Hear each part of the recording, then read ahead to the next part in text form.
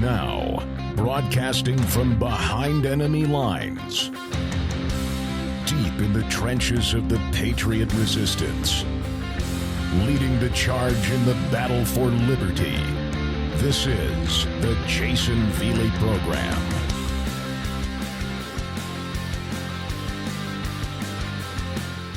Hello, folks. Welcome to the show. Jayson Veley here. This is the Jayson Veley Program. Happy Wednesday. If you want to get in touch with me, my email address, thejaysonveleyprogram@gmail.com. Again, thejaysonveleyprogram@gmail.com. I got a couple of messages already since my first episode yesterday. I love hearing from you guys, and I do intend on addressing as many different emails and messages as I can right here on the air. We also have a Skype number. If you guys want to call this number, it should ring once, and then I think send you straight to voicemail after that. And then you can leave a message for me. The number is 860-266-2852, 860-266-2852. Give me a call, leave a message, any questions you have, any comments, opinions, anything like that. I'd love to hear it, and then I'll, just like the emails, I'll try to respond to those on the air as well. Folks, one thing about the left is that there are a bunch of hypocrites. There are a bunch of hypocrites. You can't deny it. It's blatantly obvious. Anyone with half a brain would be able to see that. They are completely and utterly hypocritical on a number of different issues. I mean, that's folks, you have to understand, I've been doing this for a while now.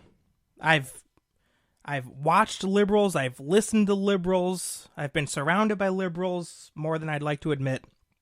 I've been very involved in politics. That's why I've been surrounded by liberals. It's not by choice. It's just academia, going up through high school and college here in Connecticut. There's liberals everywhere. So being on the political scene, I made a point to observe these people. And that one of the things that I have taken away about them is, as I've said, they're extremely hypocritical.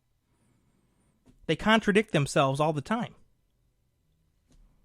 They lecture us, but they rarely put their money where their mouth is. They have no problem telling us what to do, but 9 times out of 10, they don't do it themselves. Remember Nancy Pelosi a couple of weeks ago? Well, actually, it was probably a couple months ago now, telling us all about, we gotta wear masks, we gotta wear masks, it's very, very important. If I remember correctly, she was even out there on the news, ridiculing people who opposed wearing masks. And then, I think it was like not even a week later, Nancy Pelosi is caught on camera in a hair salon inside in California, where there are mask requirements, not wearing a mask. And this is just one example, of course, folks. I mean, I could make an entire show about this kind of thing. They're utterly hypocritical. Utterly hypocritical. But anyway, let me give you one more example, and then jump into what I really want to talk about in this first monologue here. Liberals are always quick to paint conservatives as anti-women, right? No secret. They love saying that. They love trying to make the case that conservatives are sexist, that they're misogynists, that they don't really care about women and women's rights and so on and so forth. It's part of their overarching narrative that they repeat over and over again. Yet it seems, ladies and gentlemen, like most of the sexual harassment scandals that have been popping up lately, and when I say lately, I mean within the past few years, at least sexual harassment scandals coming out of Washington, D.C., have had liberal Democrats in the spotlight. Isn't that funny? I think it's utterly hypocritical. I shouldn't say funny because it's really not funny. It's sad. But it's worth pointing out. It's absolutely worth pointing out. You look at Anthony Weiner, that creep. That whole scandal. I mean, I'm not going to sit here and go through scandal after scandal, but I'll rattle off a few names. What about Al Franken? Former senator, I think he was from Minnesota, caught up in a sex scandal. Both Anthony Weiner, Al Franken, far-left liberal Democrats. What about Harvey Weinstein? Far-left liberal Democrat. What about Joe Biden, who's had accusations about him and how he treats women? He's the leader of the Democrat Party, for God's sakes. So look, I'm not saying, ladies and gentlemen, that liberals are anti-women. But what I am doing is I'm pointing out their hypocrisy. I'm pointing out their hypocrisy, how they say that conservatives are the ones that are anti-women, that conservatives are the ones that are sexist and all the rest. And I'm simply suggesting that they look at their own party for a change. That they look at their own party. Here's an article from the New York Post about Andrew Cuomo. Andrew Cuomo. I don't know where Anthony came from. Andrew Cuomo, accused of making unwanted advances at a wedding. New York Post, this just came out earlier this week on Monday. A third woman came forward on Monday to accuse New York Governor Andrew Cuomo of inappropriate sexual behavior, saying he grabbed and kissed her at a 2019 wedding. Oh boy. You know, this Cuomo, he's a real creep, folks. And I've also heard that he's kind of a jerk as well. I hear that he threatens people.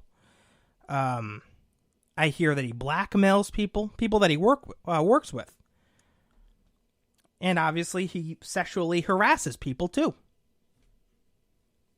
Let me read a little bit more of this because this is relatively new information about Cuomo. Anna Rush, I believe, R-U-C-H, age 33, told the New York Times that the 63-year-old governor, so Cuomo's 63, this Anna is 33. So there's a 30-year difference, meaning this guy's going after women 30 years younger than him. Just thought I'd point that out. Cuomo made unwanted advances toward her and planted an unsolicited kiss on her cheek at the reception in Manhattan. That is, at a wedding. In 2019, rather. He kissed her.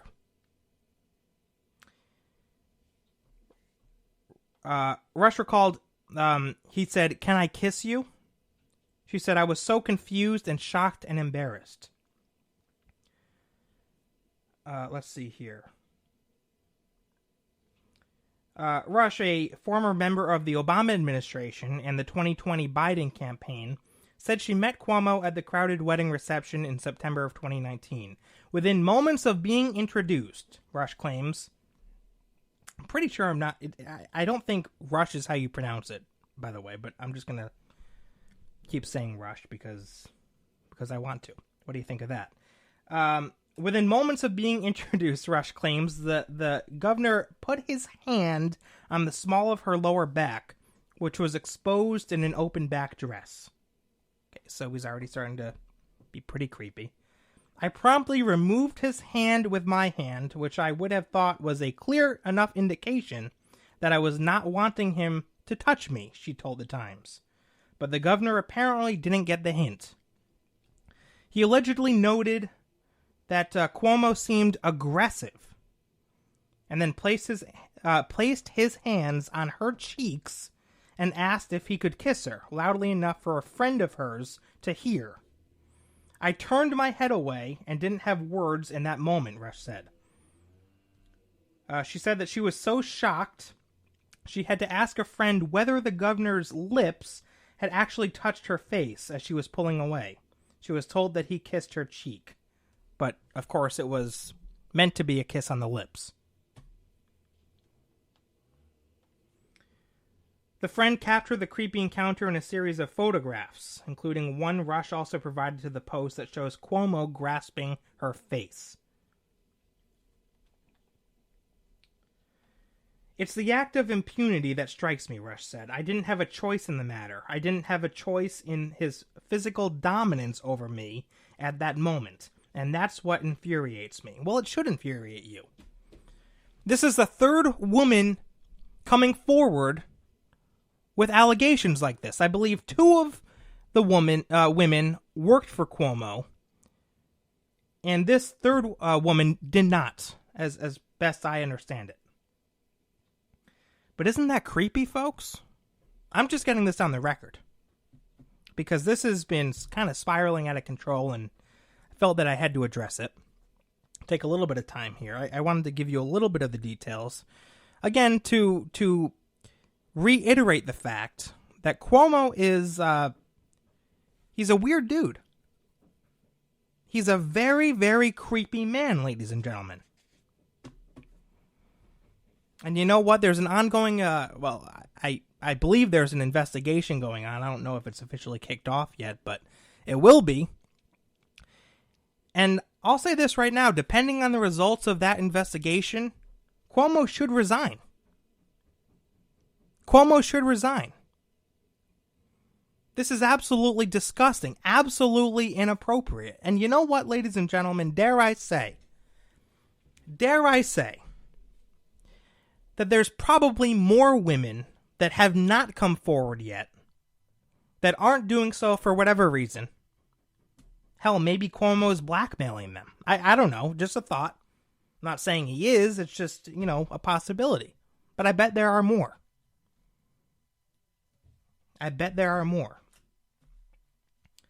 But anyway, just before I started recording today, Cuomo, I believe he delivered a press conference. And he started talking about some new statistics and developments regarding COVID-19, and then he shifted to address the scandal. This from Fox News. Cuomo said, "I now understand that I acted in a way that made people feel uncomfortable. It was unintentional, and I truly and deeply apologize for it. I feel awful about it, and frankly, I am embarrassed by it." Well, you should be embarrassed. You absolutely should be embarrassed. I'm not going to sit here and say you shouldn't. Cuomo went on to say that he, quote, "never knew at the time I was making anyone feel uncomfortable." Now let me stop right there.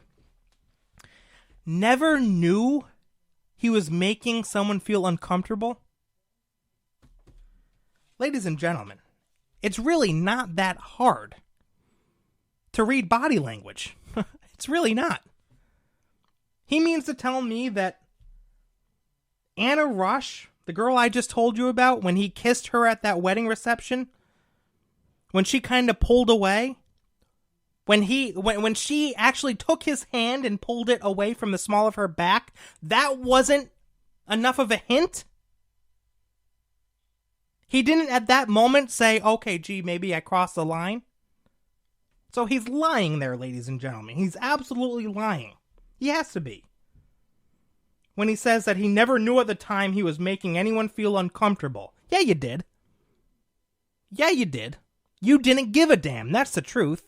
And let me just say this. You say you're sorry? I would bet, ladies and gentlemen, that he's sorry he got caught. He's sorry he got caught. That's the truth. He said he learned an important lesson and will be better for this experience. But, ladies and gentlemen, he's not going to resign. He's not going to resign. He made that abundantly clear, apparently. I didn't hear the press conference, but I'm just going based on the news articles that have come out, all saying that he has apologized, but he did not mention anything about resigning or stepping down, which I think is wrong of him, quite frankly. When asked later, Cuomo said that he had taken the sexual harassment sensitivity training that is required of state workers. Well, good for you. Apparently it didn't do much. Apparently it wasn't that effective. The governor also stressed that he, quote, never touched anyone inappropriately. I don't know if I believe that. I mean, folks, do you believe that? Forget about me for a minute. You listening to this right now, you after hearing the details of what he did to these women, the inappropriate sexual harassment that went on, trying to forcibly kiss women, touching them, and so on and so forth. Do you honestly believe that this man has, quote, never touched anyone inappropriately? I don't believe it. I don't believe it. When asked about the photograph of him gripping the face of Anna Rush, who accused him of grabbing her face and kissing her cheek without permission, Cuomo claimed that it is a customary way for him to greet people. Well, customary or not, you should have known that it was making her extremely uncomfortable, and you should have backed the hell down. Cuomo said, quote, you can find hundreds of pictures of me making the same gesture with hundreds of people, women, men, children, etc. You can go find hundreds of pictures of me kissing people, men, women. It is my usual and customary way of greeting. He's lying. I mean, look, I'm not saying that he's never greeted somebody else with, like, you know, a kiss on the cheek before. But he knows what he did.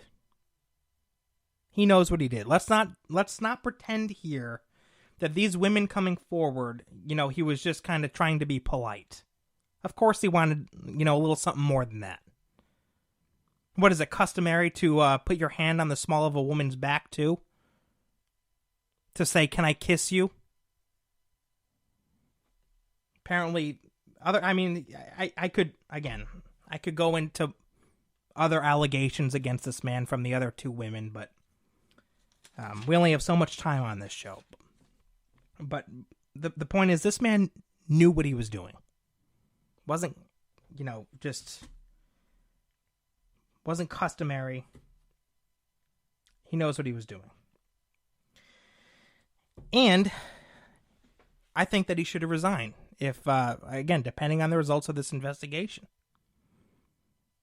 There's a few different factors that go into it. But, you know, I mean, if a few weeks go by and women just keep coming forward, it's only going to get worse. Only going to look worse for the man. And at a certain point, he should resign. You know, folks, let me conclude by saying this. Do you ever wonder how much of this stuff goes on in Washington, D.C., you know, behind closed doors? Do you ever wonder or think about how many women are out there that don't come forward for whatever reason?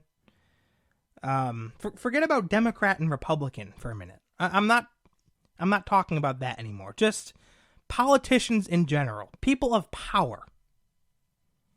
Do you ever wonder how often people of power in Washington, D.C. abuse or sexually harass women? I hate to say it, folks, but I have a bad feeling that this is actually much more common than we think. I hate to say it, but I think that's the case. People that have power in powerful positions, like Cuomo, Andrew Cuomo, feel that they're invincible, feel that they can get away with this kind of thing. And that's not the way it should be. And so, you know what, folks? I hope that more women come forward and expose the scum that we have in Washington. I'd love for all this crap to be exposed. All the sexual assaulters and so on and so forth, people who mistreat women, I would love for them to be exposed. I'd love it. But anyway, that's all I have to say on the matter. I just wanted to address it. I'm going to take a quick break. Back in a minute. Don't go anywhere. This is the Jayson Veley Program.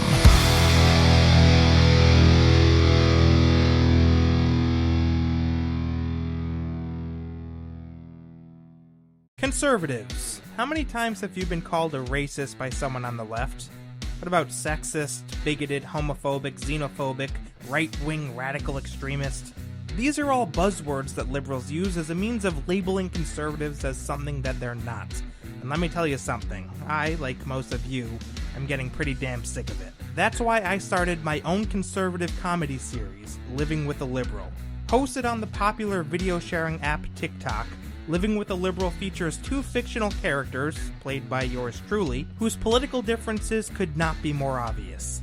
It's a comedic take on the modern-day liberal Democrat, because if they can brand us as racists and bigots, we can brand them as triggered, oversensitive snowflakes. Check out Living with a Liberal today on TikTok. Just search Jayson Veley and you'll be taken right to my homepage. I have over 100 episodes on there, so you won't be short on content anytime soon. Enjoy. Are you a pissed off liberal that wants to give me a piece of your mind? Or maybe you're a conservative that simply has a question or comment? Either way, you should know that there's a few different ways you can reach me. Feel free to send me an email at thejaysonveleyprogram@gmail.com. Or if you prefer, you can also call the show number and leave me a voicemail. 860-266-2852. Be sure to provide your name and where you're writing or calling from. Thanks a lot. I look forward to hearing from you.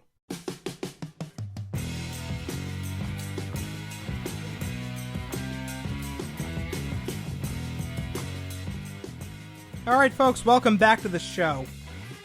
Now here's another quick point going off of the whole Andrew Cuomo controversy. You know, there's been a lot of Democrats actually who have criticized Cuomo, called him out, and in some cases called on him to resign. And I think that's good. That's the way it should be. But there's still a lot of Democrats, for whatever reason, who have not. I mean, has, for example, I don't know what. Here's an example. Kamala Harris hasn't said anything. Shouldn't the Me Too movement be, kind of all over this? I mean, don't get me wrong. There's been, like I said, a handful of Democrats who have called out Cuomo, but I feel like there's still some, for whatever reason, that are being silent on this. And if Democrats really, stand for women like they like to say all the time, shouldn't there be not a single Democrat who's silent over this? I'm just saying. So anyway, let me move on to this. The Democrats right now are renewing their push to raise the minimum wage to $15 an hour. It's something that they circle back to every year or two. It's something that they really, really want done. They seem to always come back to it. We need to raise the minimum wage to $15 an hour. More recently, they tried to pass this $15 minimum wage hike in the COVID relief bill, but it failed. Now let's think about that for a minute, ladies and gentlemen. The fact that liberal Democrats actually tried to pass this minimum wage bill in a bill that is supposed to be specifically for COVID, has everything to do with COVID and nothing to do with all these Democrat pet projects, raising the minimum wage, money for this program, money for that program. It's a COVID relief bill, for God's sakes. It's a COVID relief bill. But of course, the Democrats are, trying to take advantage of it and ram through their radical agenda in any way they know how. Thankfully, it failed. Now, Democrats are out there. I don't know how many of you have heard this. I just read about it earlier today, and it was shocking to me. They have a plan B.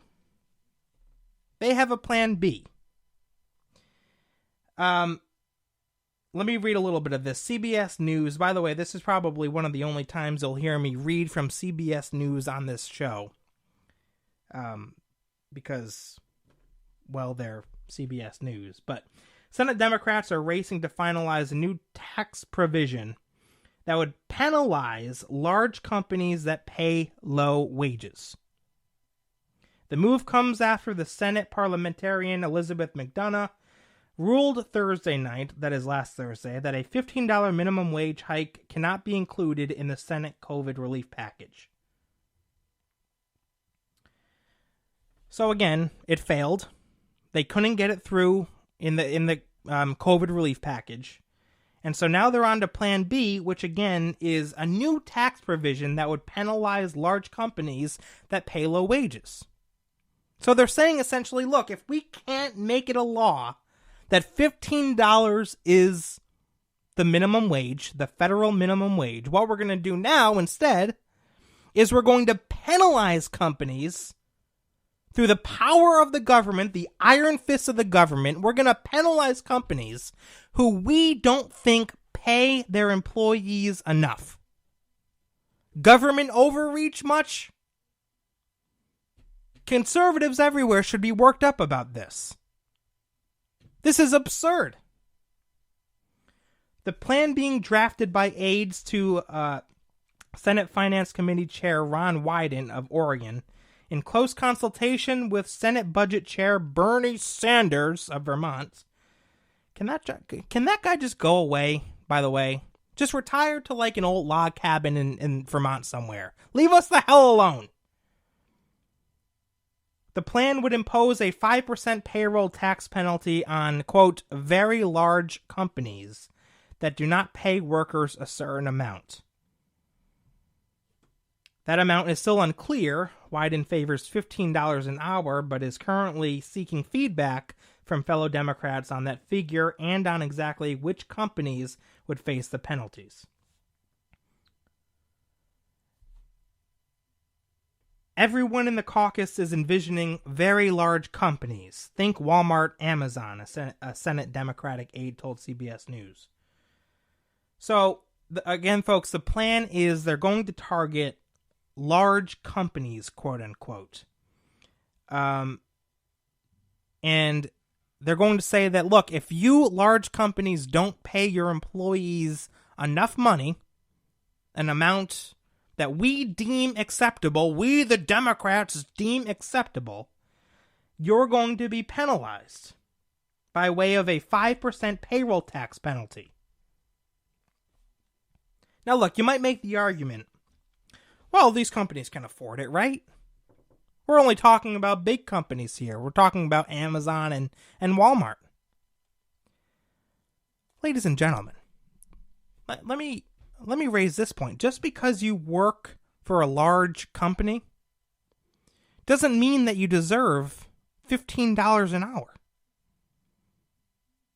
Doesn't mean that you deserve $15 an hour. Why should Walmart, take Walmart for example, be forced to adhere to a $15 minimum wage or face a 5% penalty on payroll if they don't pay employees that much? If you work at Walmart, ladies and gentlemen, I'm sorry to say you don't deserve $15 an hour. You don't. Yet Walmart is, one of the biggest corporations in the country. That's the ones that this plan, those are the kind of companies that this plan is targeting. Look at Amazon. Amazon. Just because you work for Amazon doesn't mean you deserve $15 an hour. I mean, maybe you're standing in a production line boxing up items. I don't know.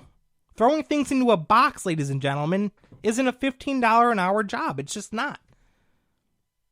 You look at McDonald's. That's a big company, right? Would this plan attack McDonald's, go after McDonald's and say, you better pay your employees $15 an hour or you're going to face a 5% payroll tax penalty? Is McDonald's going to be included in this, folks? Because flipping burgers isn't $15 an hour. So my point is, just because they say, well, this plan is going to go after big companies that don't pay employees enough, that means nothing. That means nothing. Because just because you're a big employer, quote unquote, a big corporation, doesn't mean you owe every single employee $15 an hour, or even, $12 an hour, or $10 an hour. It's just ridiculous. I hope I'm making sense. I hope you guys are smart. You're a smart audience. You're following along just fine. Now, the timing of this couldn't be more inconvenient, by the way. Just as a little footnote. The timing of all this couldn't be more inconvenient. The Democrats choose now to raise the minimum wage, to meddle with the economy, to meddle with businesses. They choose now. Last I checked, we're still in a pandemic. Last I checked, many states across the country, many of which are governed by far left radicals, like we have here in Connecticut, have extremely stringent laws related to COVID-19 that prevent them from operating as they usually would. Prevent business, prevent commerce, and so forth. And so now, even though there's already this pressure for businesses, given the current environment, the Democrats are still going to come along and say, we need to do something about the minimum wage now. Meddle in the economy, hurt employers, and give them just one big headache, essentially. The timing could not be more inconvenient. Now, here's the problem, ladies and gentlemen. Here's the problem. The problem is that these Democrats, and by the way, AOC thinks that $15 an hour is too little. I read an article last night saying that AOC thinks the minimum wage should be $23 an hour. Imagine that. Now look, you young people out there, let me put it this way. You probably think this is a wonderful thing. This is very attractive to a lot of young people who are, maybe in high school, trying to save up some money, get a savings account going, or so on and so forth. It sounds attractive. Yeah, I mean, who wouldn't want to bring home more money an hour? The problem, ladies and gentlemen, is that raising the minimum wage does nothing but hurt and take away opportunity from young and low-skilled workers. It's not good for the working class. Raising the minimum wage does more damage than good. It hurts those it is meant to help. There's been study after study after study that shows raising the minimum wage hurts business. There was a fantastic piece that I read when I was doing show prep, written by, or published in, I should say, the Fraser Institute. Niels Veldhuis, the president of the Fraser Institute, put this together. Let me read a little bit of it because he explains it very, very well here. With the best of intentions, minimum wage advocates argue that increases are needed to reduce poverty for the working poor and that it can be done without negatively affecting employment. The unpleasant reality, however, is that increases in minimum wages are accompanied by a host of negative side effects and, more often than not, end up hurting those they are intended to help. It's exactly what happens. It sounds good, but it's not good. Just like socialism sounds good. Free this, free that. It's not good at all. The single largest problem, the Fraser Institute writes, with increases to the minimum wage is that they result in higher unemployment for low-skilled workers and young people. Higher unemployment for low-skilled workers and young people. So again, you young people, this is what you have to realize. You have to realize that when the minimum wage goes up, it's not really going to benefit you in many cases. It might benefit some of you, but what's going to happen is employers aren't going to hire you. It's going to lead to more unemployment because employers won't be able to pay the extra hourly rate. They're not going to be able to afford it. There's going to be cutbacks and layoffs. They're going to look for alternative options other than hiring you.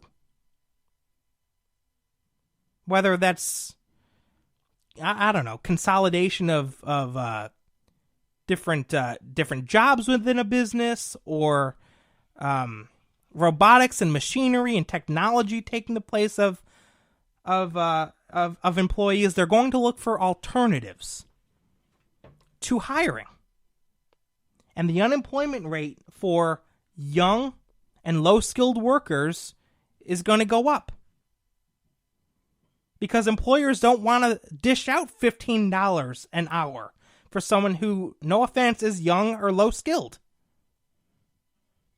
That's just the reality of it. That's what the Democrats don't understand. And God forbid it goes up to $23 an hour or $24 like that nut job AOC wants. It'll be even worse.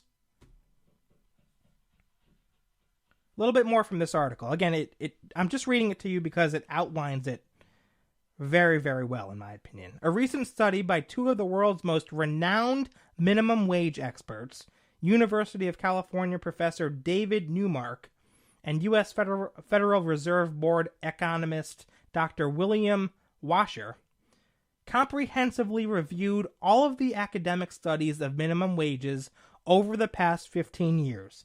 They reviewed more than 90 studies covering 15 countries and found that the overwhelming majority of studies consistently show that minimum wage increases have negative employment effects. How about that? Democrats make the argument, well, people will be able to go home with more money in their pockets. They won't. Yeah, you know what? They're going to be home because they won't have a job. They won't have a job to go to in the first place. They'll be unemployed. Study after study after study shows this, folks. If we could just get the Democrats to look at it, to pay attention, and to realize that what they're doing is hurting the people they say that they want to help. So let me offer this solution. Let me offer this as a solution, ladies and gentlemen. A solution based in liberty. Why don't we let employers decide how much they want to pay employees? Let employers decide how much they want to pay employees, and then let the employees decide whether or not it's worth it. How about that? You know, folks, honestly, if they got rid of the minimum wage, it'll never happen, by the way, not in this political landscape, but if they got rid of the minimum wage, it wouldn't be the worst thing in the world. It wouldn't be the worst thing in the world to just let the free market dictate what the minimum wage is. I'll give you an example. Let's say I own a company. Let's say there's no minimum wage and I own a company. And by the way, I'm not making a case here for no minimum wage necessarily. I'm just giving a hypothetical. I own a company, there's no minimum wage. I say, okay, our company is going to pay our employees $2 an hour. Now, who in their right mind, which young person today would want to take that job, working $2 an hour? You know what they'd say? They'd say, screw you, I'm going to go find a different job. And the result is my company would have no employees. No one would work for me. And so then me, being the business owner, would have to turn around and say, okay, maybe I need to make this business a little bit more attractive and make it so that people actually want to work here. And so then I would increase the amount I pay until we get some people who are interested. That would be my idea of a minimum wage. Let businesses decide what they want to pay, and let employees determine, or prospective employees, determine whether or not they want to do business. Whether or not they want to enter into a financial agreement with that company. This idea of $15 minimum wage. I mean, even from a philosophical standpoint, the idea that Democrats, anyone, any politician for that matter, can point to a business and say, you have to pay employees this much, I think is a little ridiculous. I'm not anti-worker. I'm pro-liberty. It wouldn't be bad, folks. It wouldn't be bad. Because the businesses that offered too low of a pay would fail. The free market would handle it. Again, I'm not advocating for no minimum wage. I'm just giving a hypothetical scenario here. Hypothetical scenario. Hope that made sense. I'm going to take a quick break. Back in a minute.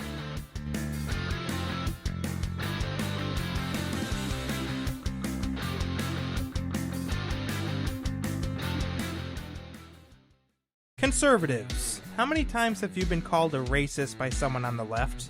What about sexist, bigoted, homophobic, xenophobic, right-wing radical extremist? These are all buzzwords that liberals use as a means of labeling conservatives as something that they're not. And let me tell you something, I, like most of you, am getting pretty damn sick of it. That's why I started my own conservative comedy series, Living with a Liberal.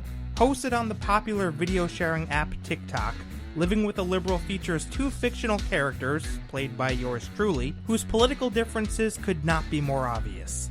It's a comedic take on the modern-day liberal Democrat, because if they can brand us as racists and bigots, we can brand them as triggered, oversensitive snowflakes.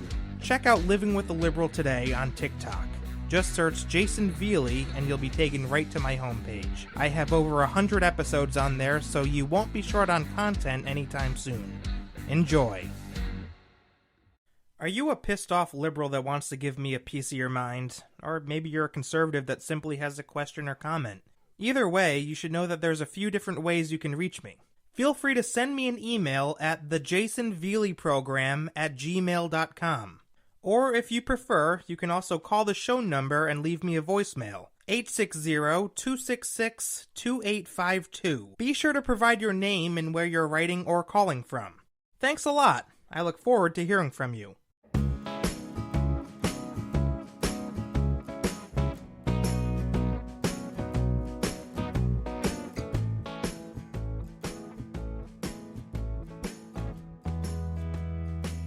I was on mute there. Democrats, maybe you can answer me this one.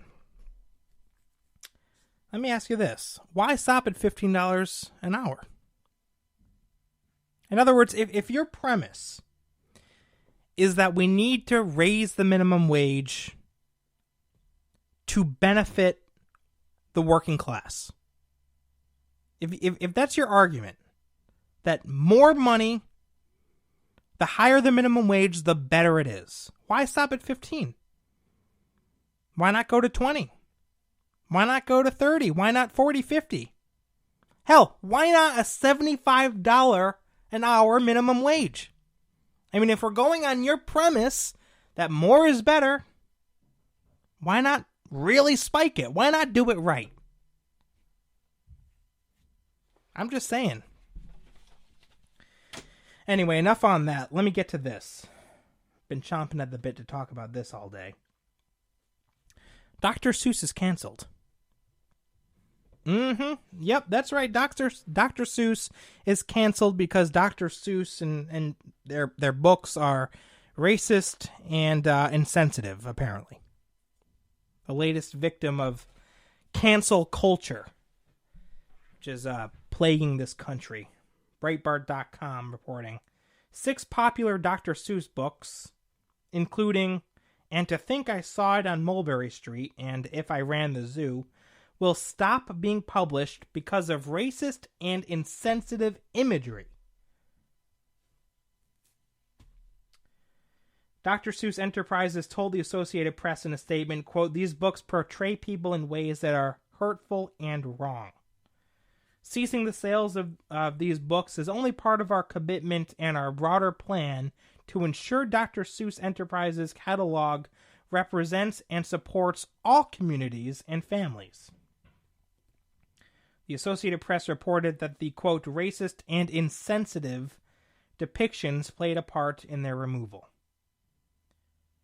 The other books affected are McElligot's Pool. I've never heard of any of these. On Beyond Zebra, Scrambled Eggs Super, and The Cat's Quizzer.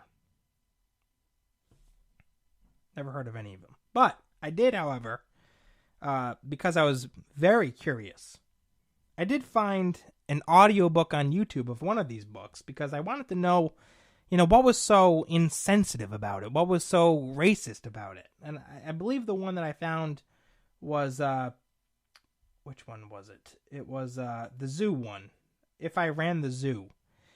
And I went through the entire audiobook. They showed the pictures and everything from the book on YouTube. And I honestly, I couldn't see what the problem was. I really couldn't see what the problem was. And I think that's because I don't look at things specifically to find things that are or could be deemed insensitive or racist. I don't go into it with those kind of goggles on, like the Democrats do. The move to drop the 6 titles comes just 24 hours after a Virginia school system removed children's books by Dr. Seuss from its annual Read Across America program over charges they have, quote, strong racial undertones. Isn't it amazing? Dr. Seuss has been around, and his books have been around for how many years? How many classrooms have Dr. Seuss books in it? How many families, how many parents out there have read Dr. Seuss books to their kids over the years? And now, suddenly, out of nowhere, here in 2021, Joe Biden's the president, Kamala Harris is the vice president, and suddenly Dr. Seuss books are racist. How do these things come up?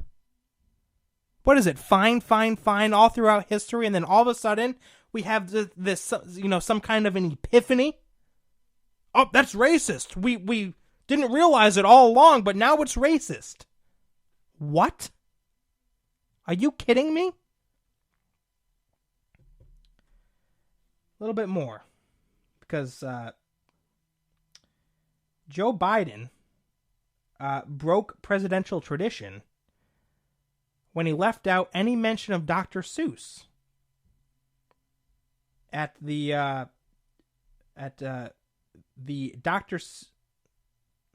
Read Across America Day. President Biden apparently spoke at it. It was held on March 2nd, yesterday. And for the first time, I guess, Joe Biden omitted Dr. Seuss. Obama didn't do that. Trump didn't do that. They recognized Dr. Seuss's contributions.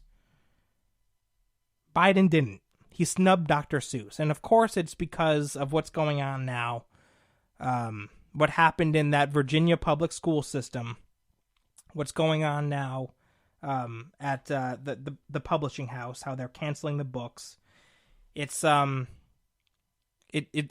news has spread that it's racist, quote unquote. And so Biden snubbed it. So he's just, adding fuel to the fire. Do you see what happens here, folks, by the way? What happens here is it starts off so small, doesn't it? And it just snowballs. We had one small school in Virginia. One small school in Virginia removing Dr. Seuss books from its annual Read Across America program. And after that, the news picked it up, and suddenly everyone chimes in on it. Joe Biden chimes in on it.